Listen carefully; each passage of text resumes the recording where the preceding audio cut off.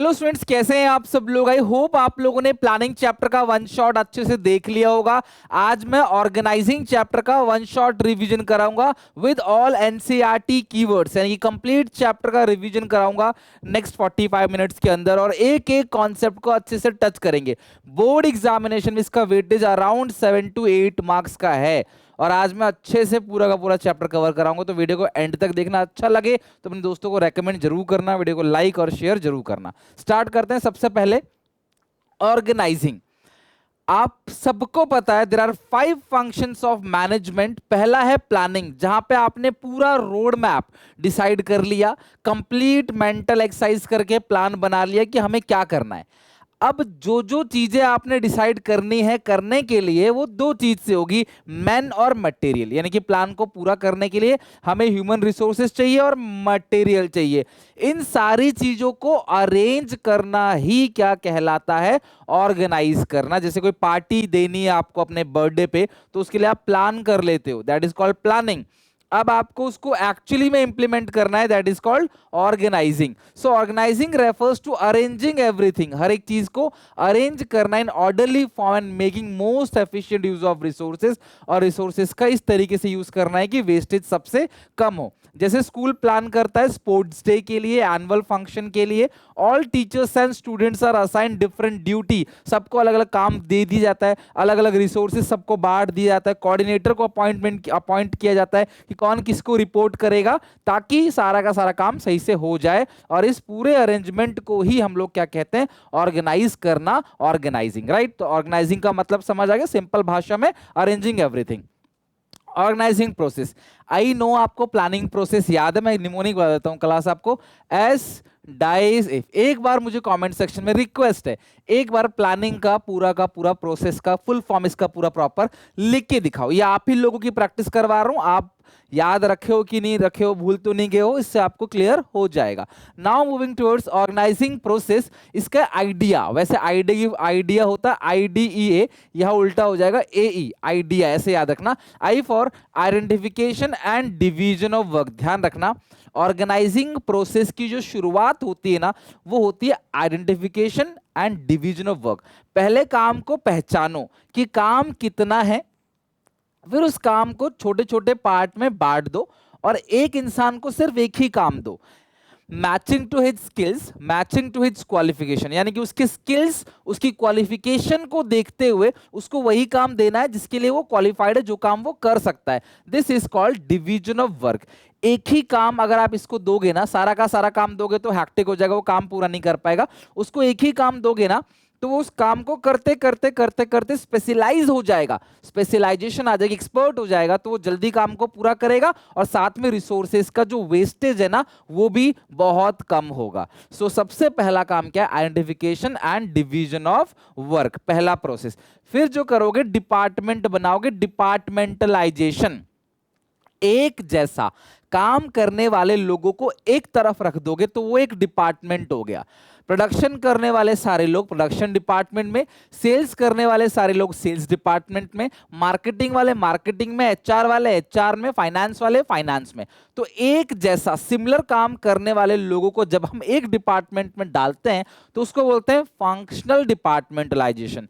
तो डिपार्टमेंटलाइजेशन में department are of 2 type, पहला फंक्शनल, दूसरा डिविजनल। ध्यान समझना, जो फंक्शनल डिपार्टमेंटेशन है, under this method job related to common function. अच्छा देखो, जब हम टोटल वर्क को छोटे छोटे पार्ट में बांटते हैं और एक इंसान को एक काम देते हैं, इस काम को क्या बोलते हैं, जॉब। यानी कि ये चीज जो है वो जॉब है, और एक जैसा जॉब करने वाले लोगों को हम एक तरफ रखते हैं एक डिपार्टमेंट के अंदर, उसको बोलते हैं फंक्शनल डिपार्टमेंटेशन। जैसे प्रोडक्शन वाले सारे लोग प्रोडक्शन डिपार्टमेंट में, सेल्स वाले सारे लोग सेल्स डिपार्टमेंट के अंदर। लेकिन एक और डिपार्टमेंट भी होता है जिसको बोलते हैं divisional departmentation. Under this method job related to one common product, एक प्रोडक्ट के लिए एक डिपार्टमेंट। जैसे जैसे class, if an organizing is producing production, sales and marketing of cosmetic, then group under one department.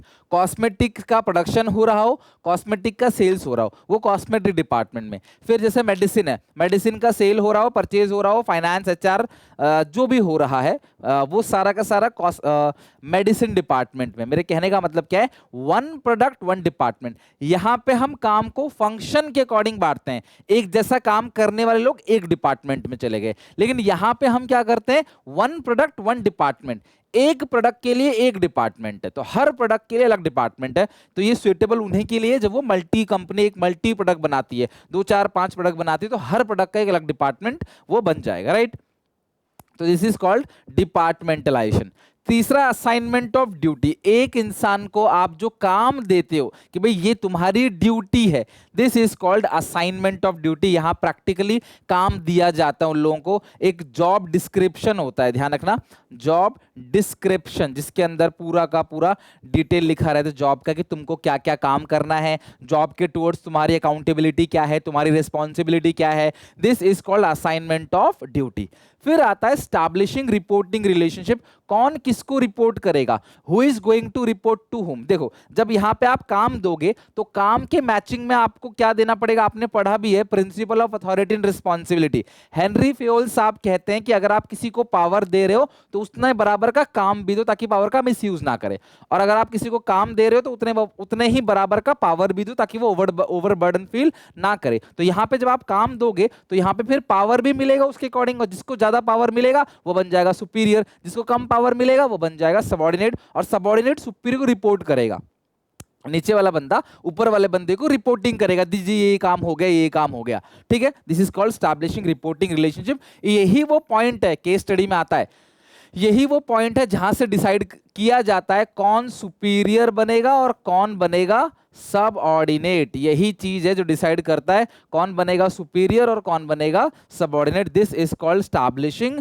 Reporting relationship. ये 4 point हो गया, idea, identification and division of work, departmentalisation, assignment of duty and establishing reporting relationship. 12th के point of view से बहुत ज्यादा important है। और मैं आपको बताऊं, सीयूईटी में प्रोसेस से काफी सवाल पूछे जाते हैं कि आपको लाइन बाय लाइन अरेंज करना है प्रोसेस को, कि पहला क्या होगा, दूसरा क्या होगा, तीसरा क्या होगा। तो निमोनिक बहुत इंपॉर्टेंट है, आईडीएई, राइट। नेक्स्ट है, ये तो बता दिया क्लास मैंने आपको। देखो, ये रहा फंक्शनल स्ट्रक्चर, जहां पे क्या है, ये एमडी है, मैनेजिंग डायरेक्टर, ये अलग अलग फंक्शंस है, मार्केटिंग, एचआर, आरएनडी, परचेसिंग, सबका अलग अलग डिपार्टमेंट हो गया। This is called functional structure. और जो डिविजनल स्ट्रक्चर होता है, यानी कि वन प्रोडक्ट वन डिपार्टमेंट, तो देखो यहाँ पे एमडी हो गया, अब इसके अलग अलग देखो डिपार्टमेंट बन गया। ये बन गया कॉस्मेटिक का डिपार्टमेंट, फिर है गारमेंट का डिपार्टमेंट, फिर है फुटवेयर का, फिर है स्किन केयर का डिपार्टमेंट। अब जो फुटवेयर है उसमें फुटवेयर की एचआर भी होगी, मार्केटिंग भी होगी, आरएनडी भी होगी, परचेसिंग भी होगी, यानी कि वहां पे क्या है, सीधा इनका अलग अलग डिपार्टमेंट है। लेकिन यहां पे अलग अलग प्रोडक्ट है, फिर प्रोडक्ट के अंदर ही अलग अलग डिपार्टमेंट भी बना हुआ है, लेकिन वन प्रोडक्ट वन डिपार्टमेंट। इसके अंदर फुटवेयर का एचआर भी है, मार्केटिंग भी है, आरएनडी भी है, पर सब कुछ फुटवेयर का इसके अंदर आ गया। तो ये हो गया क्लास आपका डिविजनल। तो आप ये कह सकते हो कि डिविजनल के अंदर भी क्या होता है, फंक्शनल होता है। जब आप वन प्रोडक्ट का वन डिपार्टमेंट बना रहे हो तो फुटवेयर का सारी चीजें एक ही डिपार्टमेंट के अंदर चलेगा।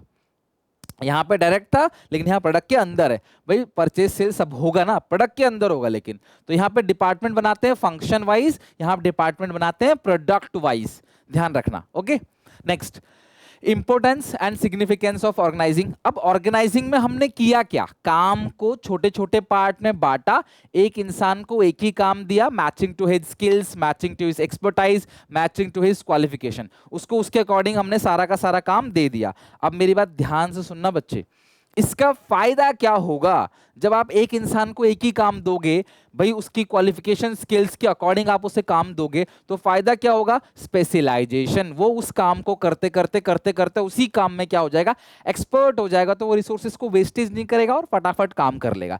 लाइक अगर मान लो आप कोई चीज बना रहे हो, किसी को काम दे रहे हो कि भाई तुम्हें सिर्फ ये जो है इसकी कटिंग करनी है, तो वो कटिंग करते करते एक्सपर्ट हो जाएगा। कटिंग करने के बाद सिलाई का काम किसी और का है, वो बार बार सिलाई करेगा उसको, फिर उसके बाद फिनिशिंग का काम किसी और का है। तो आप काम को बांटोगे तो स्पेशलाइजेशन होगा, सबको पता होगा उसका रोल क्या है, हर किसी को पता भी मेरा क्या काम है, रोल क्लियर होगा, किसका क्या रोल प्ले करना है, सब कुछ क्लियर है। रिसोर्सेज का वेस्टेज नहीं होगा। ये एक ऐसा इंपॉर्टेंस है जो आप हर जगह लिख सकते हो, चाहे वो कोई भी फंक्शन हो सब में डाल सकते हो। ऑप्टिमम यूटिलाइजेशन ऑफ रिसोर्सेज, यानी इससे रिसोर्सेज का जो वेस्टेज है वो कम होगा। कोऑर्डिनेशन, आप सबको पता है all departments, planning sorry production, sale, purchase, marketing, HR, सारे डिपार्टमेंट जो है, इवन रिसर्च एंड डेवलपमेंट, सारे डिपार्टमेंट एक दूसरे से जुड़े हुए हैं। तो जब आप डिपार्टमेंट बनाओगे तो सब डिपार्टमेंट भले अलग अलग है लेकिन सब जुड़े हुए हैं एक दूसरे से, सब एक ट्री के अलग अलग ब्रांचेस हैं। तो कोऑर्डिनेशन भी बढ़ता है, तालमेल भी बढ़ता है। बिना कोऑर्डिनेट किए तो काम कर नहीं सकते ना। परचेज वाला फाइनेंस से कोऑर्डिनेट करेगा, सेल्स वाला परचेज से कोऑर्डिनेट करेगा। अगला है एक्सपेंशन एंड ग्रोथ। अगर सबका रोल क्लियर रहेगा, स्पेशलाइजेशन आएगी वर्कर्स की, रिसोर्सेज का वेस्टेज नहीं होगा, कोऑर्डिनेशन बढ़ेगा, तो इससे बिजनेस एक्सपैंड और ग्रो करेगा। एक्सपेंशन एंड ग्रोथ, ये जो पॉइंट एक्सपेंशन, ग्रोथ और कोऑर्डिनेशन, ये भी आप किसी के भी इंपोर्टेंस के अंदर डाल सकते हो। तो इंपोर्टेंस क्लियर हो गया। आपको इस ऑर्गेनाइजिंग चैप्टर को 1 घंटे में 1 दिन में नहीं करना है, आप पूरे हफ्ते भर का टाइम लो, अच्छे से इसको पढ़ो, समझो, एनसीईआरटी से रीड करो। मैं कीवर्ड्स भी एक एक करके, जहां जो आएगा इसमें कम कीवर्ड्स है, लास्ट में आएगा कीवर्ड, मैं बताऊंगा आपको जब डेलीगेशन डिसरिलेशन कराऊंगा। लेकिन तब तक आप इसको अच्छे से प्रैक्टिस कर लेना, लिख लिख के इनको लर्न कर लेना। मान लो पहले दिन आपने 2 से 3 कॉन्सेप्ट आपने पढ़ा, ठीक है, अगले दिन 2 से 3 कॉन्सेप्ट और समझा, लर्न किया, मतलब तो 3-4 दिन में पूरा चैप्टर आप ऐसे तोड़ तोड़ के खत्म कर लोगे। लास्ट में एक बार रिवीजन कर लेना, अपने दोस्त को सुना देना, वो आपको सुना देगा, दोनों बैठ के लिख के प्रैक्टिस कर लेना, मजा भी आएगा और काम भी हो जाएगा, अच्छे से लर्न हो जाएगा, और ये आपको सीयूईटी में भी काम देगा, not only 12th, right. Next है ऑर्गेनाइजेशनल स्ट्रक्चर। ये होता क्या है, when the manager are performing organising function and organisation structure gets created automatically. ढांचा बन जाएगा कि काम कैसे होगा, पूरे के पूरे ऑर्गेनाइजेशन का एक स्ट्रक्चर क्रिएट हो जाएगा, काम कैसे होगा। विच डिफाइन द जॉब पोजीशन, ये बताएगा कि जॉब पोजीशन क्या है, किसकी क्या अथॉरिटी है, क्या पोजीशन है, क्या रिस्पॉन्सिबिलिटी है, ये सब बता देगा। यानी कि ऑर्गेनाइजिंग फंक्शन एक ऐसा फंक्शन है जो बता देता है किसकी क्या अथॉरिटी है, क्या रिस्पॉन्सिबिलिटी है। यानी कि ये कीवर्ड है ये जो कीवर्ड है किसका है, ऑर्गेनाइजिंग स्ट्रक्चर का है। ऑर्गेनाइजेशनल स्ट्रक्चर क्या है, एक फ्रेमवर्क है within which managerial and operative task are perform. Framework पता क्या होता है, जो वर्ड है फ्रेमवर्क, यानी कि मतलब क्या है, काम किसी भी तरीके से नहीं होगा, प्रॉपर बनाया गया है काम, काम उसी तरीके से ही होगा। आप एक ठेली पे जाते हो बर्गर खाने के लिए, तो आपको कैसे भी तल के दे देगा बर्गर वो, लेकिन जब आप इस सबवे में, मैकडी में जाते हो, केएफसी में जाते हो, या फिर आप कहीं भी अदर जाते हो, बर्गर किंग या बर्गर क्लब, जहां भी जाते हो, तो वहां पे जाने के बाद क्या होता है, उनका एक प्रॉपर फ्रेमवर्क होता है, वो उसी तरीके से ही काम करेंगे, वो किसी भी और अदर तरीके से काम नहीं करेंगे, वो काम को बिल्कुल उसी पैटर्न में उसी तरीके से करेंगे, उनका काम बना हुआ है। तो ऑर्गेनाइजेशन स्ट्रक्चर क्या, एक फ्रेमवर्क है जिसके अंदर मैनेजरल एंड ऑपरेटिव टास्क को परफॉर्म किया जाता है। ऑपरेशनल मतलब काम जो करते हैं, और मैनेजरल जो मतलब काम करवाते हैं, सबका काम जो है यहाँ पे डिफाइन हो जाता है, कौन किसको रिपोर्ट करेगा, कौन किसका सुपीरियर है, कौन किसका सबऑर्डिनेट है, सब कुछ यहाँ पे ऑर्गेनाइजेशन स्ट्रक्चर के अंदर डिफाइन हो जाता है। एक वर्ड है जिसका मतलब आपको पता होना चाहिए, स्पैन ऑफ मैनेजमेंट। यहां से भी क्लास क्वेश्चन पूछा जाता है 1 मार्क में tricky question. Span of management का मतलब क्या है, it means the number of subordinate can be work under one superior. एक सुपीरियर जो है अपने अंडर में कितने लोगों से काम करवाएगा, that is called span of management. Span of management 2 तरीके का होता है, नैरो और वाइडर। भाई एक इंसान अपने अंडर कितने लोगों से काम कराएगा, इसकी भी तो एक लिमिट होगी ना, तो कितनी लिमिट है। तो नैरो स्पैन ऑफ मैनेजमेंट में क्या होता है, a narrow span of management is a management style where supervisor manage only small number of employee. आप अपने अंडर कुछ ही लोगों को मैनेज कर रहे हो, तो उससे होगा क्या, आप 2 को मैनेज कर रहे हो, ये 2 को कर रहे, ये 2 कर रहे, ये 2 कर रहे, ये 2 कर रहे, तो इससे क्या हो जाएगा, ये जो स्ट्रक्चर बनेगा ना, ये टॉल बन जाएगा, लंबा। दिस रिजल्ट टॉल स्ट्रक्चर, ध्यान रखना, narrow, anti narrow span of management में जो स्ट्रक्चर बनता है वो कैसा स्ट्रक्चर बनता है, टॉल स्ट्रक्चर बनता है। Second is wider span of management.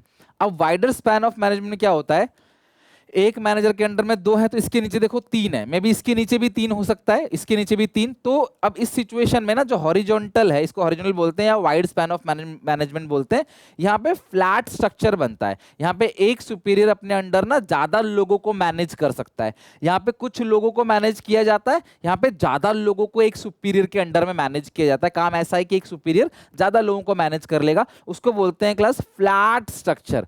और यहाँ देखना, यहाँ जो डिपार्टमेंट साइज होता है ना वो बड़ा बड़ा होता है। तो जो वाइड स्पैन ऑफ मैनेजमेंट में जो डिपार्टमेंट का साइज है वो थोड़ा लार्जर होता है, जबकि टॉल स्ट्रक्चर नैरो स्पैन में डिपार्टमेंट का साइज थोड़ा सा छोटा होता है। ध्यान रखना, नैरो में बनता है टॉल, एक इंसान अपने अंडर कम लोगों को रखता है। वाइड फ्लैटर, एक इंसान अपने अंडर ज्यादा लोगों को मैनेज करता है। टाइप्स ऑफ ऑर्गेनाइजेशनल स्ट्रक्चर मैं आपको ऑलरेडी बता चुका हूं। There are 2 types of organisational structure. The first one is functional and second one is divisional. तो जो फंक्शनल स्ट्रक्चर है वहां पे काम को फंक्शन के अकॉर्डिंग बांटा जाता है। Job related to common functions are group under one department. This type of structure is called functional structure. अब यहां पे क्या क्या कीवर्ड्स, ये सारे के सारे कीवर्ड्स है। आपको एक केस स्टडी दे देगा, बोलेगा पहचानो ये कौन से टाइप का ऑर्गेनाइजेशनल स्ट्रक्चर है, साथ में उसके 4 डीमेरिट और 4 मेरिट लिखो, या 2 डीमेरिट 2 मेरिट लिखो, या फिर सीधे पहचानो, आइडेंटिफाई करो एंड एक्सप्लेन करो that type of organisational structure.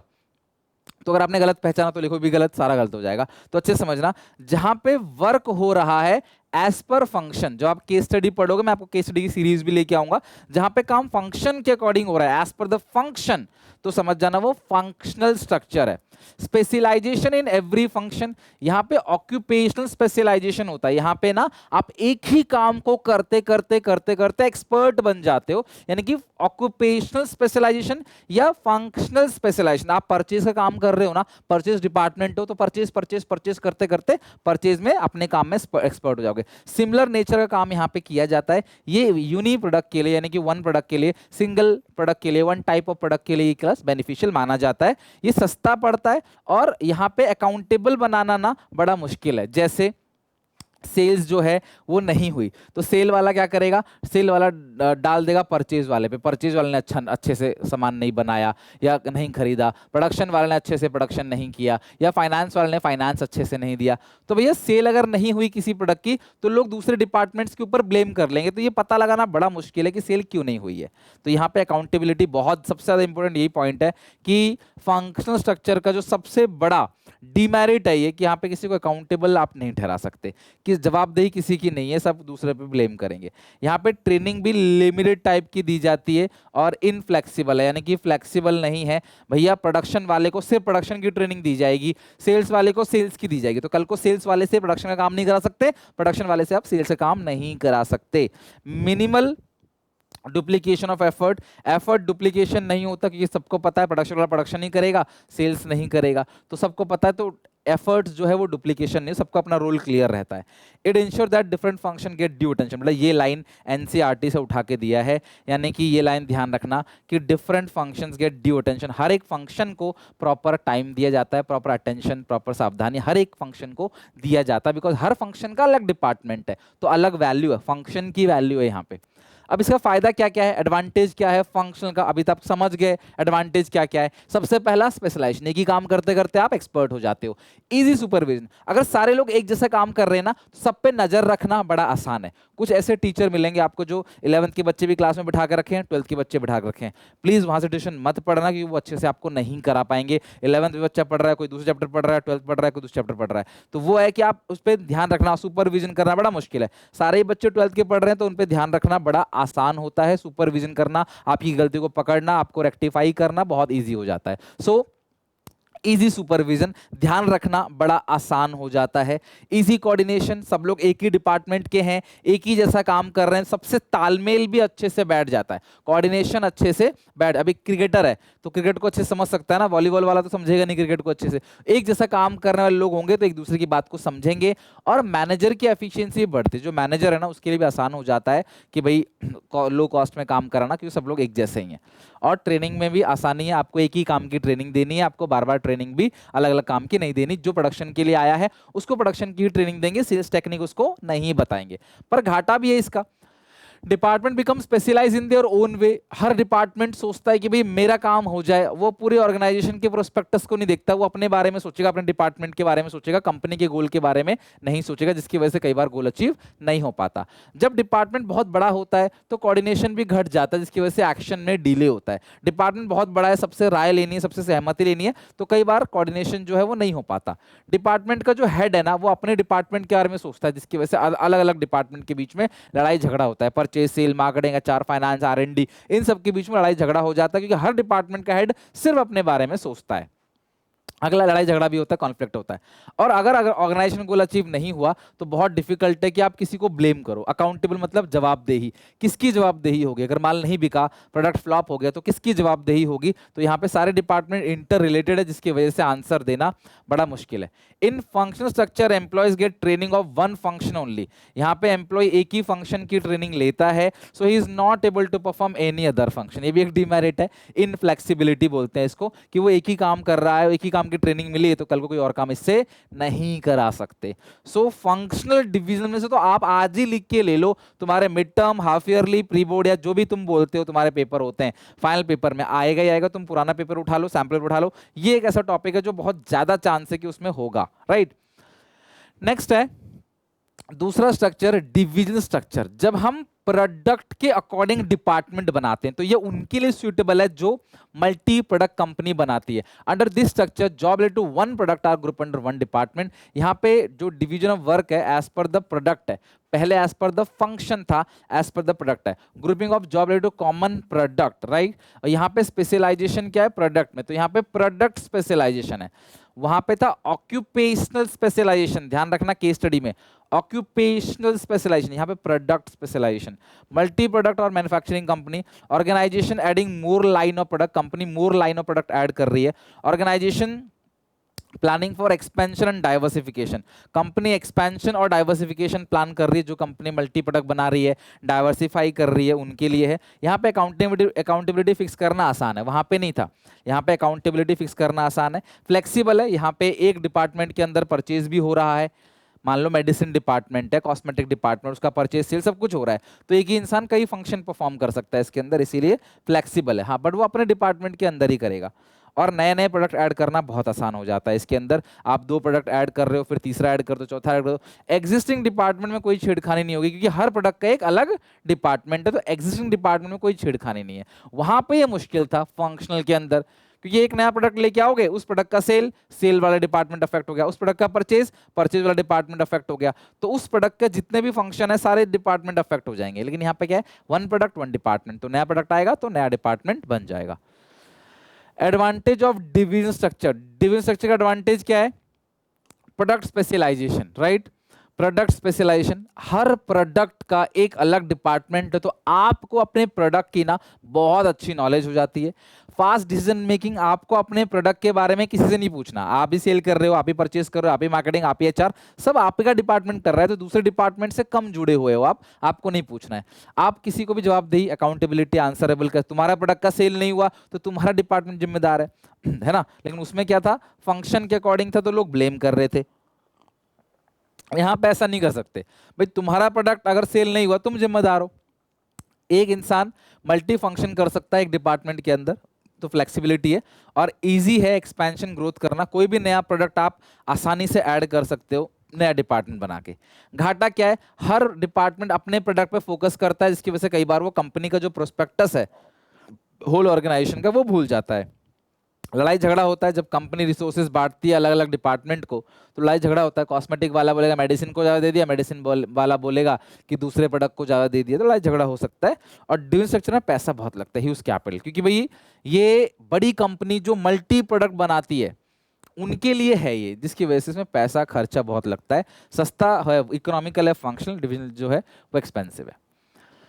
Next, formal organisation और इनफॉर्मल ऑर्गेनाइजेशन। ये बहुत सिंपल सा आसान सा टॉपिक है। फॉर्मल ऑर्गेनाइजेशन का मतलब क्या है, जब आप फॉर्मली कोई भी काम कर रहे हो, अथॉरिटी की बात कर रहे हो, वर्कलोड की बात कर रहे हो, रिस्पॉन्सिबिलिटी की बात कर रहे हो, अकाउंटेबिलिटी की बात कर रहे हो, प्रोडक्ट के रिगार्डिंग बात कर रहे हो, तो वो जो भी काम हो रहा है वो सारा का सारा फॉर्मल ऑर्गेनाइजेशन है। जब ऑर्गेनाइजेशनल स्ट्रक्चर फॉलो करोगे ना आप, तो अपने आप ही एक स्ट्रक्चर क्रिएट होगा, that structure is called formal organise structure. अब फॉर्मल ऑर्गेनाइज स्ट्रक्चर जब क्रिएट होगा तो अपने आप ही एक और स्ट्रक्चर भी क्रिएट हो जाएगा, दोस्ती यारी बन जाएगी, हंसी मजाक करोगे, गपशप करोगे, स्ट्रेस रिलीज करोगे, है ना, गॉसिप करोगे, वो सारा का सारा क्या होता है, इनफॉर्मल ऑर्गेनाइजेशन। वो काम जहां हो रहा है that is called informal organisation. ध्यान समझना, when managers are carrying organising process, then as a result of organizing process, an organization structure is created to achieve systematic working and efficient utilization of resources. This type of structure is known as formal organizational structure. is sorry, इस structure को हम लोग क्या कहते हैं, formal organisation structure. ए sorry, यहाँ पे official organisation है, ऑफिशियल मैटर पे काम होता है, ज्यादा ध्यान काम पे दिया जाता है। यहाँ पे स्केलर चेन फॉलो होता है। देखो, जहां भी फॉर्मल ऑर्गेनाइज स्ट्रक्चर है वहां इंफॉर्मेशन लाइन बाय लाइन ऊपर जाएगा, लाइन बाय लाइन नीचे आएगा, इसी को बोलते हैं स्केलर चेन। मेन पर्पस होता है गोल को अचीव करना, और इट इंक्लूड्स, इसके अंदर फंक्शनल और डिवीजन स्ट्रक्चर दोनों इंक्लूड होता है। ये जानबूझकर बनाया जाता है मैनेजर द्वारा, it creates intentionally by the manager. ये मैनेजर इंटेंशनली बनाता है, मतलब ये मैनेजर जो है वो अपने आप ही जानबूझकर बनाता है। भाई काम तो करना ही है, तो ये तो बनाएगा ही बनाएगा मैनेजर, लेकिन ये अपने आप बन जाता है। आप स्कूल में जाते हो पढ़ने लिखने, लेकिन दोस्ती भी तो बन जाती है, फिर इमोशनल अटैचमेंट हो जाता है। 12th पास आउट हो जाओगे, सारे दोस्त अलग अलग हो जाएंगे, अलग अलग कॉलेजेस में चले जाएंगे, तो भैया सब अलग हो जाओगे, तो एक अटैचमेंट रहता है स्कूल के साथ जहां आपने 12 साल 15 साल गुजारे। अगला है informal organisation. In informal organization structure, individual are assigned various job position. While working at those job position, the individual interact with each other and develop some social or friendly group in the organization. The network of social, ये ध्यान रखना यहाँ से, the network of social and friendly group form another structure. This is called informal organization structure. यहाँ पे अपने आप ही create हो जाता है। ये सोशल रिलेशनशिप का एक नेटवर्क है। Psychological satisfaction, social need of employee, employee की सोशल नीड का ध्यान रखता है। अब 8 घंटे आप कंपनी में काम करोगे, बिना सोशल रिलेशनशिप के तो नहीं कर पाओगे। यहाँ पे कोई स्केलर चेन फॉलो नहीं, तो गपशप होती है, हंसी मजाक, कोई भी किसी से बात कर रहा है, कोई वो नहीं कि वो इसको बताएगा वो इसको बताएगा, ऐसा कुछ नहीं है दोस्ती में। ऑल रिक्रिएट, ध्यान रखना, इंक्लूड्स ऑल रिक्रिएशनल एक्टिविटी। जितने भी रिक्रिएशनल एक्टिविटीज है कंपनी के अंदर, गपशप लड़ाई जा रही है, खाना पीना हो रहा है, टाइम पास का जो भी काम हो रहा है, स्पोर्ट्स एक्टिविटी हो जा रही है, वो सब किसके अंदर आता है, इनफॉर्मल ऑर्गेनाइजेशन। और सच कहूं तो ये फॉर्मल के साथ साथ ये भी जरूरी है, इसके बिना भी काम नहीं हो पाएगा, दोनों जरूरी है। सिर्फ पढ़ाई पढ़ाई पढ़ाई पढ़ाई करोगे ना तो पागल हो जाओगे भाई, यहाँ पे थोड़ा सा आपको इनफॉर्मल रहना भी पड़ेगा। तो टीचर जो सिर्फ पढ़ाता पढ़ाता है, स्ट्रेस देता है, शायद उससे आप ना समझ पाओ, लेकिन जब टीचर आपको पढ़ाता है, हंसी मजाक भी करता है, एक दायरे के अंदर आप भी उस टीचर से अच्छी चीजें पूछ सकते हो, आप भी उससे डाउट पूछ सकते हो। समझ में नहीं आ रहा तो झूठ नहीं बोलोगे कि हाँ सर आगे, आप सच सच बताओगे सर ये समझ नहीं आ रहा, तो वो आपको और फ्रेंडली वे में समझाएगा, किसी और तरीके से समझाएगा, तो वो ज्यादा फायदेमंद होगा, स्ट्रेस नहीं होगा और स्कूल आपको बोरिंग नहीं लगेगा। सिमिलरली कंपनी के अंदर भी होता है। अच्छा, फॉर्मल का एडवांटेज क्या है? सबसे पहला, सिस्टमेटिक वर्किंग। फॉर्मल ऑर्गेनाइजेशन में फोकस दिया जाता है काम के ऊपर, तो काम सिस्टमेटिक तरीके से, कोई हंसी मजाक नहीं, आपका जो भी काम है आप सिस्टमेटिक तरीके से उस काम को करोगे। Follow scalar chain, scalar chain follow होता है। स्केलर चेन का मतलब आप जानते हो, कोई भी इंफॉर्मेशन जाएगी नीचे से ऊपर तो लाइन बाय लाइन जाएगी। आप अपने बॉस को रिपोर्ट करोगे, वो अपने बॉस को रिपोर्ट करोगे, आप डायरेक्टली अपने बॉस को रिपोर्ट नहीं करोगे, तो line by line class information ऊपर जाएगी, ऊपर से भी नीचे लाइन बाय लाइन इंफॉर्मेशन आएगी। स्केलर चेन फॉलो होता है।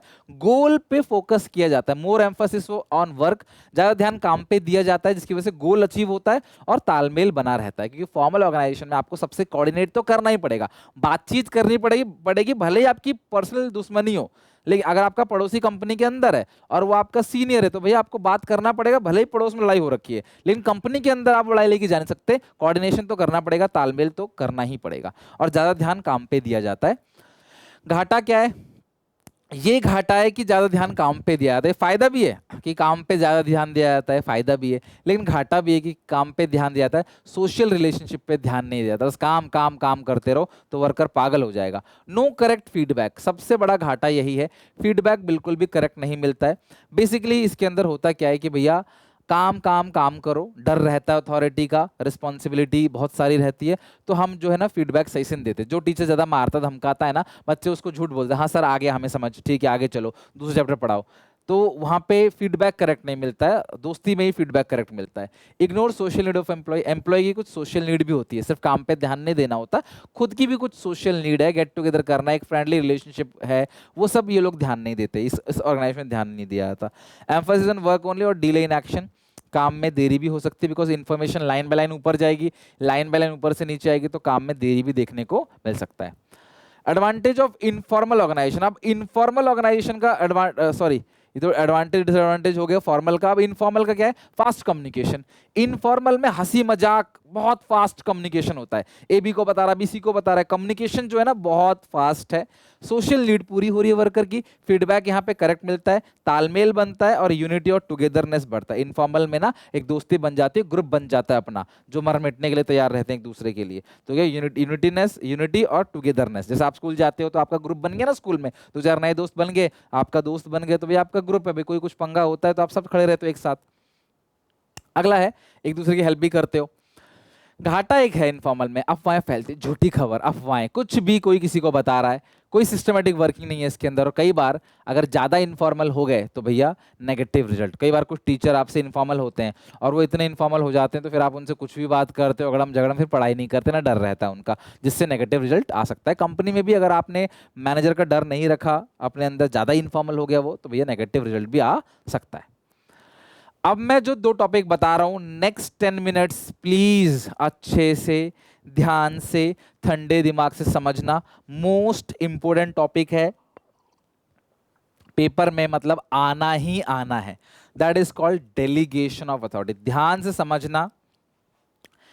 आप ओनर हो या फिर आप जो भी हो, एमडी हो, मैनेजिंग डायरेक्टर हो, ओनर हो, सीईओ, सीएफओ, जो भी है, आपको एक टास्क मिला है, किसी कंपनी से आपने काम उठाया है, तो आप अकेले तो सारा काम नहीं कर पाओगे, क्योंकि यार आप अकेले कैसे काम करोगे, बहुत सारा काम मिला है आपको। तो आप अपना काम किसी दूसरे पर्सन को दे देते हो, ठीक है, आप अपना काम किसी दूसरे पर्सन को दे देते हो। मान लो एक्स को दे दिया आपने, तो सारा काम आप खुद नहीं कर सकते, तो आपने काम इसको दे दिया, अपना वर्कलोड आपने कम कर। ध्यान से मेरी बात सारी सुनते चले जाना। यहाँ पे आपने यहाँ पे अपना वर्कलोड कम कर दिया, पर जब आप इसे काम दोगे तो वर्कलोड इसके ऊपर आ जाएगा, तो इसका वर्कलोड कम करने के लिए आप इसे कुछ पावर भी दोगे। ऊपर से नीचे लेवल पे पावर देना, इसी को कहा जाता है डेलीगेशन ऑफ अथॉरिटी। यानी कि delegation of authority means division of authority and power downward to the subordinate. जब पावर ऊपर से नीचे आती है, इसी चीज को क्या कहते हैं? Delegation of authority. जब एक इंसान सारा काम खुद नहीं कर सकता तो वो काम को नीचे लेवल पे बांट देता है, उसी चीज को हम लोग क्या बोलते हैं? Delegation of authority. डेलीगेशन मतलब ऊपर से नीचे, अथॉरिटी मतलब पावर। लेकिन ध्यान से समझना, यहाँ पे 2 पर्सन्स या 2 लेवल ही इंगेज है। ये टॉप लेवल है, ये मिडिल लेवल है, दोनों के बीच में ही काम हो रहा है। 2 लोग या 2 लेवल ऑफ मैनेजमेंट यहाँ पे इन्वॉल्व होता है। Delegation is about entrusting someone else to do part of your job. अपना काम किसी और को दे रहे हो, दैट इज कॉल्ड डेलीगेशन। जैसे मैं, जब आप फाइल नहीं बना पाते तो अपना फाइल बनाने का काम किसी और को दे देते, भाई तू मेरी फाइल बना दे, 100 रुपए ले ले, तो उसको क्या बोलते हैं क्लास? Delegation of authority. काम को नीचे दे दिया।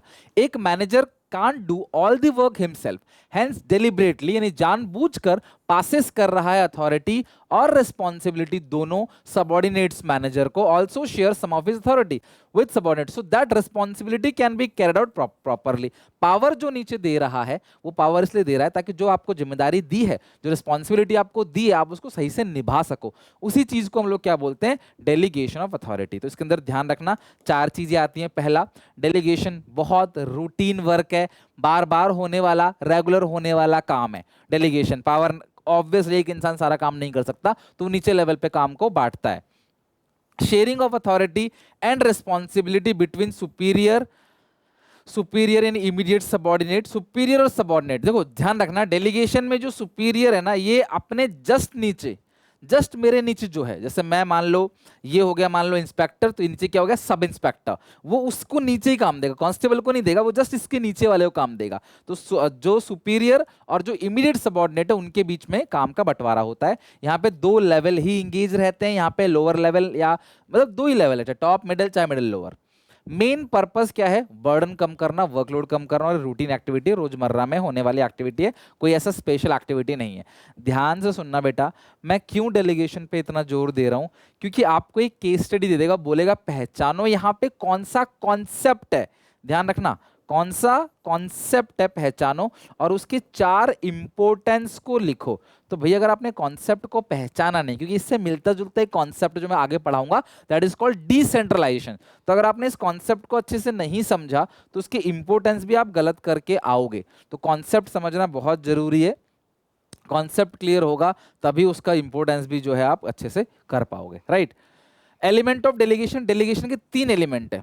सबसे पहला रिस्पॉन्सिबिलिटी यानी कि जिम्मेदारी, फिर है पावर यानी कि अथॉरिटी, फिर है अकाउंटेबिलिटी। अकाउंटेबिलिटी का मतलब होता है जवाबदेही।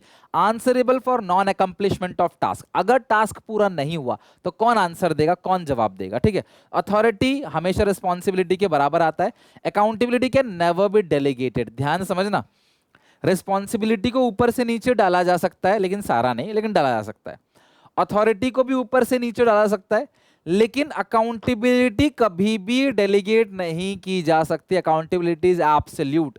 मेरी बात ध्यान समझना, यहां से सवाल पूछा जाता है, ए को काम मिला बॉस से, ए ने उस काम को बी को दे दिया, ठीक है। बी ने काम नहीं मिला, बी ने काम नहीं किया, तो क्या ए बॉस से कह सकता है बॉस आपने मुझे काम दिया लेकिन मैं क्या करूं जब बी ने ही मुझे काम पूरा करके नहीं दिया?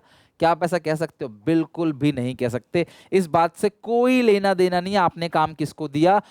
ए ने अपना काम बी को दे दिया, लेकिन still a is accountable, A accountable है फॉर बॉस। बॉस को जवाब जो है वो ए ही देगा। अगर पुलिस व्यवस्था खराब होती तो सीएम साहब कमिश्नर साहब को पूछेंगे, जो चीफ मिनिस्टर है वो कमिश्नर से पूछेगा भाई क्या हो रहा है। कमिश्नर ये नहीं कह सकता जी कांस्टेबल ने गलती कर दी, मेरी गलती नहीं है, कभी नहीं कह सकता। ऐसा कहते उसकी नौकरी तुरंत चली जाएगी। समझ रहे मेरी बात? तो भैया अकाउंटेबिलिटी आपकी है। आप ए रिस्पॉन्सिबिलिटी को दे सकता है बी को, ए अथॉरिटी को बी को दे सकता है, लेकिन अकाउंटेबिलिटी जवाबदेही अभी भी एक ही होगी, आंसर ए ही देगा जी काम क्यों नहीं हुआ। समझ रहे हो बात को? Relationship between delegation and decentralisation. अब इस रिलेशनशिप को पढ़ने से पहले सबसे पहले हम पढ़ते हैं डिसेंट्रलाइजेशन होता क्या है, फिर हम चलेंगे रिलेशनशिप के अंदर। अब डेलीगेशन तो समझा दिया मैंने, डेलीगेशन समझा दिया, एक इंसान ने काम जो है वो नीचे इंसान को दे दिया, 2 लोग होते हैं, वर्कलोड कम करना होता है, सारा काम इंसान खुद नहीं कर सकता। डिसेंट्रलाइजेशन का मतलब क्या है? टॉप लेवल, ध्यान रखना, टॉप लेवल मैनेजर ने सबको बुलाया, सबको बुलाया, मिडल वालों को भी बुलाया सबको, और लोअर वालों को भी बुलाया सबको, ठीक है, मिडिल लोअर सबको बुलाया, और सब में बराबर बराबर पावर को बांट दिया, सब में कुछ कुछ पावर जो है बांट दिया। This is called decentralisation. Top level manager सबको इक्वली पावर को बांट देता है, this is called decentralisation. Decentralisation can be defined as even and systematic distribution of authority at every level। वहां पे 2 लेवल था, यहां every level है। here every employee working different level get some share in authority। हर किसी को कुछ ना कुछ अथॉरिटी का शेयर मिलता है, इसको बोलते हैं डिसेंट्रलाइजेशन। वो रूटीन वर्क था और वहां पे कोई भी अथॉरिटी अपने इमीडिएट सबऑर्डिनेट को दे सकता है, लेकिन ये हमेशा टॉप लेवल मैनेजर करेगा, और यहां पे अथॉरिटी सबको बराबर बराबर बांट दी जाएगी। और ये रूटीन जॉब नहीं है, ये इंसिडेंट कभी कभी होता है ये, और उसका पर्पस था डेलीगेशन का वर्कलोड को कम करना। इसका पर्पस है सबका पार्टिसिपेशन, सारे के सारे एम्प्लॉयज का पार्टिसिपेशन यहां जरूरी है। तो यहाँ पे इन्वॉल्वमेंट ऑफ ऑल लेवल्स, यहाँ पे ऑटोनॉमी जो है वो ज्यादा होती है। भाई डेलीगेशन में तुम्हारा बॉस तुमको देख रहा है डंडा लेके तुम काम करो, तो वहां ऑटोनॉमी आजादी जो है वो कम है बहुत, लेकिन यहाँ पे एक इंसान सबको पावर दे रहा है तो उतना ऑटोनॉमी यहाँ पे बढ़ जाता है। यहाँ पे कोई डंडा लेके तुम्हारे ऊपर अकेले नहीं खड़ा, एक इंसान ने कई लोगों को पावर दिया है, शायद सब पे ध्यान बटेगा, तो ऑटोनॉमी थोड़ी ज्यादा है। ये सारी बातें जो बता रहा हूँ जस्ट मैं इसीलिए बता रहा हूँ क्योंकि जब आप केस स्टडी को पढ़ोगे तो कुछ ना कुछ हिंट इन बातों में से रहेगा, जिस केस स्टडी को पढ़ के आप पहचानोगे कि ये डेलीगेशन है या डिसेंट्रलाइजेशन है। Autonomy, believe in subordinate, systematic dispersal of authority of all level. Dispersal ये वर्ड आ जाए ना, इवनली यानी कि इक्वली डिस्ट्रीब्यूशन ऑफ अथॉरिटी या dispersal of authority, selective dispersal of authority, evenly distribution of authority at every level. Main purpose है सबको involve करना, ठीक है, सबको इन्वॉल्व करना, यहाँ वर्कलोड कम करने का पर्पज नहीं है, यहाँ पे काम सब करें, सबको इन्वॉल्व करना। फ्रीडम थोड़ी सी यहाँ पे ज्यादा है, फ्रीडम हर लेवल पे है। रिस्पॉन्सिबिलिटी किसकी है? Top level. यहाँ पे जो जो डिसेंट्रलाइजेशन करता है वो टॉप लेवल मैनेजर करता है, तो फ्रीडम ऑफ एक्शन ज्यादा है। तो मैं बता दिया क्लास, फ्रीडम ऑफ एक्शन जो है वो ज्यादा है। अब इंपोर्टेंस ऑफ डिसेंट्रलाइजेशन, डिसेंट्रलाइजेशन के बेनिफिट क्या क्या है, उससे पहले डेलीगेशन के बेनिफिट क्या क्या। देखो अब आपको डेलीगेशन समझ आ गया, डिसेंट्रलाइजेशन समझ आ गया। अब डेलीगेशन के फायदे क्या हैं, डिसेंट्रलाइजेशन के फायदे क्या हैं, थोड़ा सा मैं आपको पर्सनली बताऊं ना, डेलीगेशन और डिसेंट्रलाइजेशन के जो इंपोर्टेंस है ना वो ऑलमोस्ट सेम है। तो कभी अगर आप भूल गए ना तो आसानी से एक को दूसरी जगह पे आप यूज कर सकते हो, ठीक है।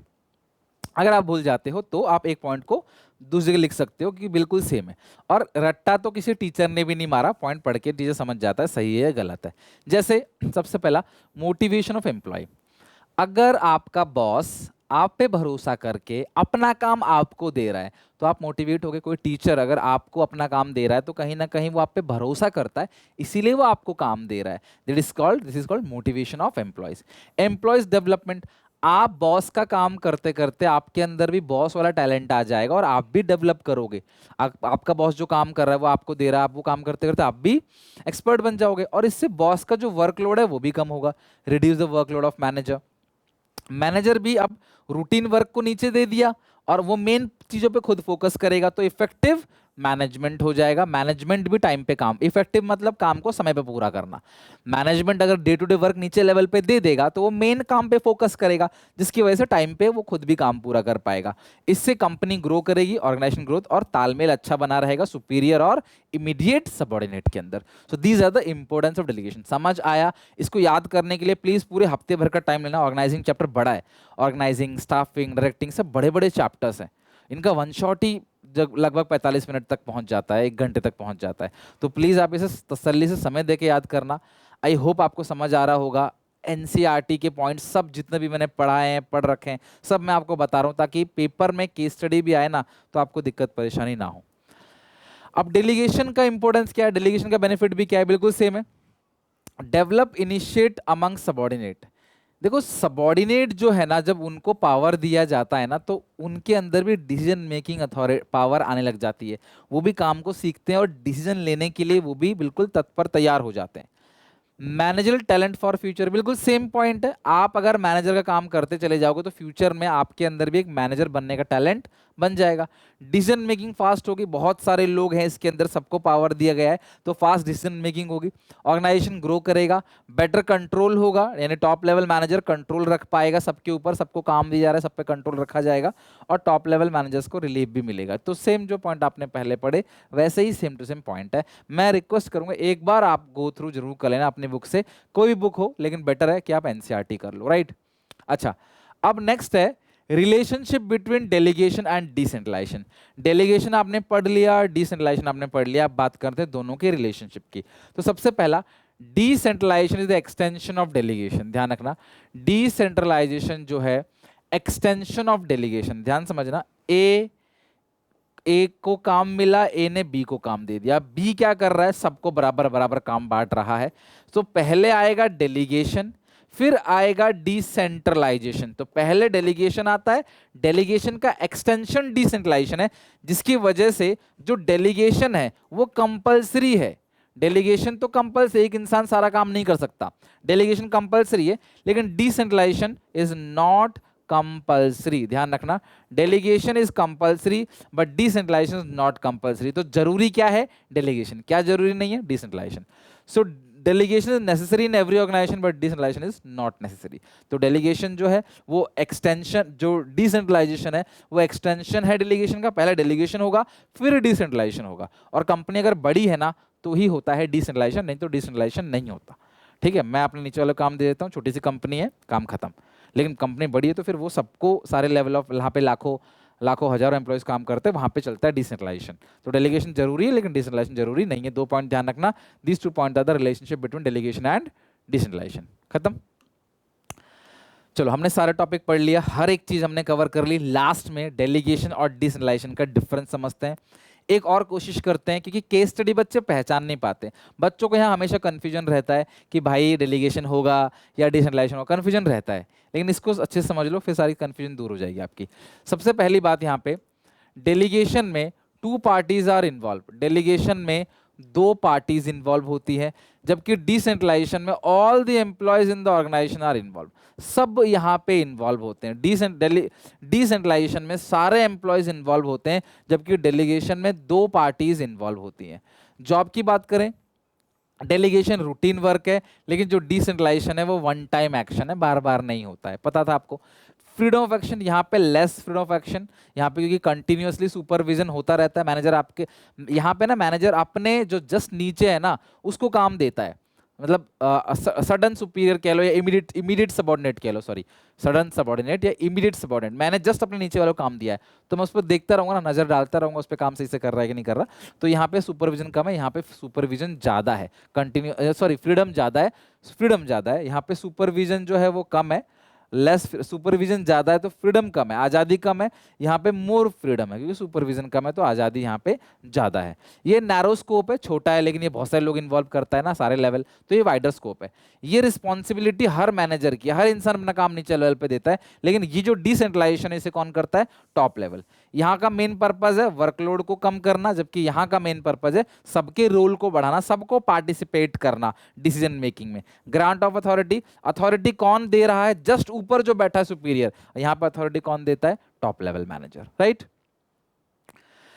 तो फाइनली हमने अच्छे से A to Z इस पूरे के पूरे चैप्टर को खत्म कर दिया वन शॉट में। तो बताना रिवीजन कैसा लगा, मैंने हर एक पॉइंट टच किया डिटेल में अच्छे से, कोई जल्दीबाजी नहीं करी, कोई पॉइंट छोड़ा नहीं। तो आई होप आपको अच्छा लगा होगा पूरा का पूरा चैप्टर।